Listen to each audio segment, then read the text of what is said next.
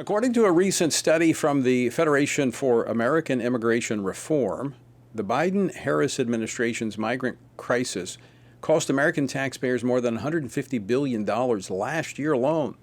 And even though the federal government picks up some of that staggering tab with your tax money, the brunt of that burden is borne by local and state governments. We've talked about on the program before how local school districts are being overrun and burdened, and as a result, education standards are falling.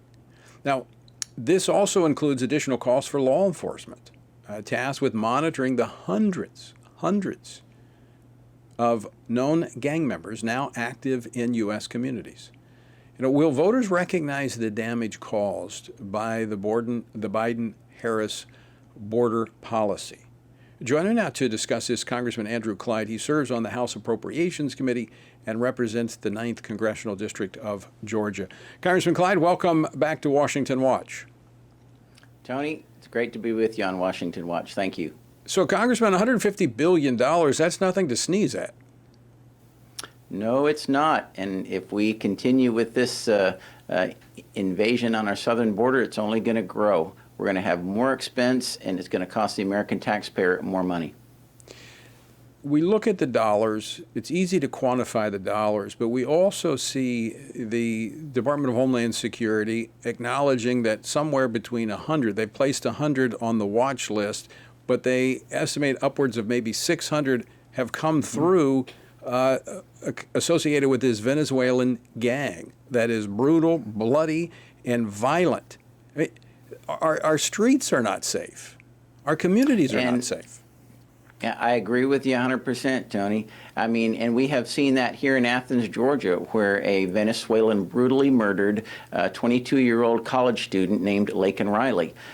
We have, as President Trump said last night, I was at the Trump rally, when he talked about Tren de Aragua, the gang. Venezuela has opened their prisons and is flooding our country with their criminals, and we're seeing an uptick in crime because of it. And the Biden-Harris administration is allowing these criminals into our country. Over 600,000 have come in with prior criminal records. Many of them, over 10,000 of them, with prior murder convictions, and over 10,000 of them with prior firearm convictions. I mean, these are not nice people. We should never be allowing, additional criminals into our country, but that's what the Biden-Harris administration is doing. And we're seeing the effect up close and personal here with the increase in crime, brutal crime. This is a policy that is set by the executive branch. Now, Congress obviously controls the purse strings, but as we've witnessed over the last 2 years, we've got a slim majority in the House. Democrats control the Senate, but the policy is being driven by the White House. That appears the only way that immigration policy will change in this country is to change the occupants of the White House. Mm-hmm. I would agree with you.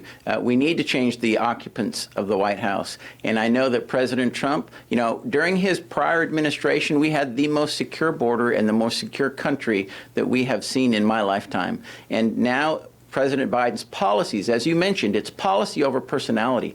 President Biden's policies, with Kamala Harris being the last person in the room there, they have created such a wide open border. Over 10 million illegal aliens have crossed that border. 2.5 million additional are gotaways that we don't know who they are. We don't know how many gang members have come into this country, but we know they have wreaked havoc in our states. New York is having a huge issue with them. The city of New York, Aurora, Colorado, where they've taken over apartment complexes.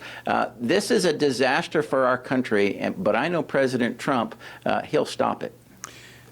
Andrew Clyde, you mentioned the incident there in Georgia that took place with Laken Riley. What are you hearing as you're out in your district, and I think you've been traveling around the country as well, helping out some others? What are the issues that you hear? I mean, we see the polls. We see but I don't trust what I see in the polls. What are you hearing on the street as you're out at events, shaking hands, talking to people, listening to them? What are the issues driving voter turnout in this election? Well, I'll tell you, the number one issue is inflation. We saw under President Trump's economy, the greatest economy in the literally my lifetime for this nation. We have seen 40-year high inflation with the Biden-Harris administration. So that's the number one issue right there. But right behind it is the border. That's the issue that we see that is bringing waves of crime, increased crime into our country. If we don't have a secure border, then we do not actually have a secure nation. And we saw that under President Trump with a very secure border, and now we have a wide open border, and people from all over the world are coming in knowing that they will not be deported because this administration wants to flood our country with illegal aliens and permanently change the way our country is. So, Congressman Clyde, is that why Kamala Harris is talking about abortion?